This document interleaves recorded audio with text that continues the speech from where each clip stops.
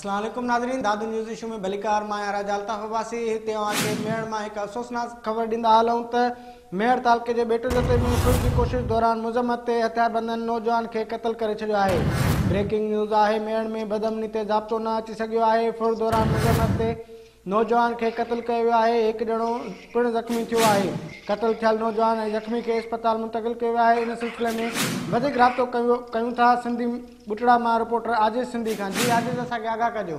जी बिल्कुल राजा अल्ताफ़, अफ़सोसनाक ख़बर के खाता आगाह नाज़रीन के आगाह कंदा हलूं त बेटो जतोई में विच शहर में दुकान हुयो, किराने जो दुकान आहे माजिद अली सुमरे जो, जेको दुकान ते वेठो हुयो, जंहिंखे टे नामालूम हथियारबंद जी संदसि दुकान तां फुर जी कोशिश कई त जेके पैसा अथई असांखे ॾे, जंहिं ते हू पैसा ॾेई रहियो ऐं थोड़ी देर करण जे सबब करे उनखे गोली हणी ज़ख़्मी करे छॾियो।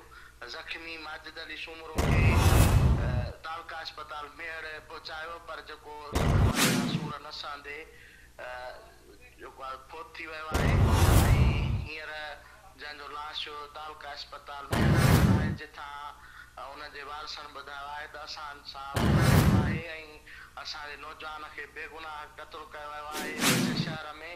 ऐं इहा पुलिस जी नाअहली आहे जो विच शहर मां बि जेको क़त्ल कया वञनि था ऐं हिननि चयो त असां जेसिताईं इंसाफ़ न थींदो असीं हींअर मेयर बाईपास ते लाश रखी ऐं धरणो हणंदासीं। वधीक जीअं तफ़सील मिलनि त आगाह कंदासीं। वरी महिरबानी आजिज़, तव्हांखे असांखे आगाह पियो कयो। नाज़रीन, तव्हांखे हिते मेड़ मां अफ़सोसनाक ख़बर ॾींदा हलूं पिया त मेड़ में हथियारबंदनि पारां नौजवान खे क़त्ल करे छॾियो आहे।